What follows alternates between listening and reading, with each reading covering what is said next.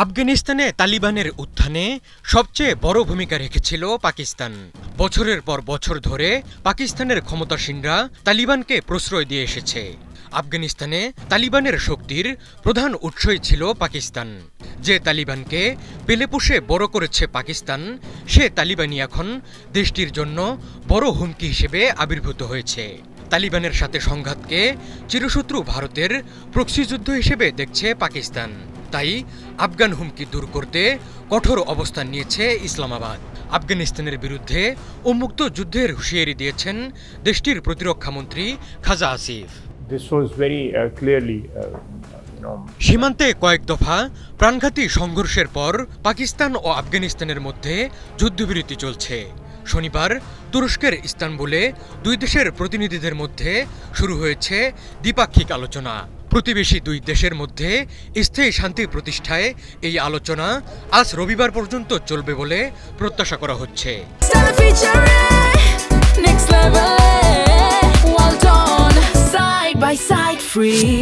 সহিংসতা প্রতিরোধের সর্বশেষ প্রচেষ্টা হিসেবে দেখা হচ্ছে ইস্তানবুলের এই আলোচনাকে।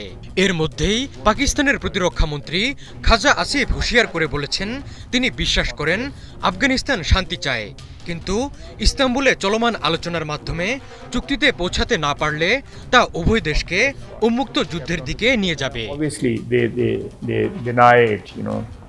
এর আগে বিতর্কিত সীমান্তে ব্যাপক সংঘর্ষের পর গত ১৯ অক্টোবর কাতারের দোহায় যুদ্ধবিরতিতে সম্মত হয় পাকিস্তান ও আফগানিস্তান। খাজা মোহাম্মদ আসিফ বলেন, চুক্তি হওয়ার পর গত ৪ থেকে ৫ দিনে নতুন করে কোনো সংঘর্ষের ঘটনা ঘটেনি এবং উভয় পক্ষই যুদ্ধবিরতি মেনে চলছে। আফগানিস্তানকে সতর্ক করে দিয়ে তিনি বলেন, আমাদের সামনে বিকল্প আছে।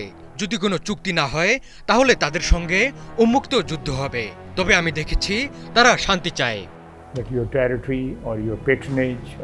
তালিবানের সাথে সংঘাতকে চিরশত্রু ভারতের প্রক্সি যুদ্ধ হিসেবে দেখছে পাকিস্তান। গত সপ্তাহে আফগানিস্তানের সঙ্গে উত্তেজনার মধ্যে ভারতকে পারমাণবিক যুদ্ধের হুঁশিয়ারি দেন পাকিস্তানের সেনাপ্রধান আসিম মুনির। পাক সেনাপ্রধান বলেন, পারমাণবিক পরিবেশের আবহে যুদ্ধের কোনো স্থান নেই। একটি ছোট উস্কানিও পাকিস্তানের পক্ষ থেকে নিশ্চিত সীমার বাইরের প্রতিক্রিয়া ডেকে আনতে পারে। চলতি মাসের শুরুর দিকে পাকিস্তান ও আফগানিস্তানের মধ্যে সংঘর্ষ শুরু হয়।